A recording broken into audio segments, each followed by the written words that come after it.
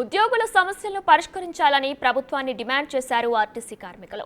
Recruitment ద్వారా ఉద్యోగాలను నియమించాలని ప్రభుత్వాన్ని కోరారు. ఉద్యోగుల సమస్యలను ట్విట్టర్లో ఫిర్యాదు చేస్తే సస్పెండ్ చేస్తున్నారని ఆవేదన వ్యక్తం చేశారు. కార్మికుల సమస్యలపై ఆర్టీసీ ఎండీ తీరేంటో చెప్పాలని ప్రశ్నించారు.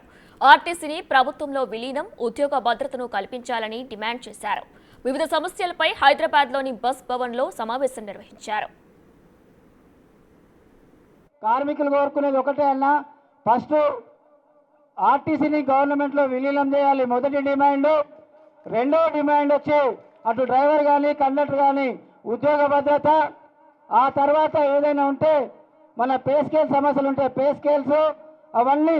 తర్వాత మూడో వచ్చి యూనియన్ రీస్టోర్ చేస్తే ఇందులో ఉన్న సమస్యలు మొత్తం లోకల్ బాడీ పరిష్కరిస్తామని చెప్పేసి మీకు హామీ ఇస్తున్నాం. కాబట్టి ఈ మూడు సమస్యలమైన మేజర్గా ఫోకస్ పెట్టి నిన్నయ్యేలా చూస్తున్నాం. సోషల్ మీడియాలో గవర్నమెంట్ సానుకూలంగా ఉంది, రవాణా మంత్రి గారు సానుకూలంగా ఉన్నారు, చర్చలు చేయమని చెప్తున్నారు. మరి రేపు ఈ ప్రోగ్రాం అయిపోయినప్పటి మొదటి డే నుంచి రేపటి నుంచి పొన్నం ప్రభాకర్ వెంబడి పడతారా, ముఖ్యమంత్రి వెంబడి పడతారా? మీరు సమస్యలు పరిష్కరించే వరకు ఆ రకంగా అడుగులు వేసి కార్మికుల సమస్యలు పరిష్కరిస్తామని చెప్పేసి కోరుకుంటూ హైదరాబాద్ రీజన్ తరపు నుంచి మరొకసారి ధన్యవాదాలు చేస్తూ అవకాశం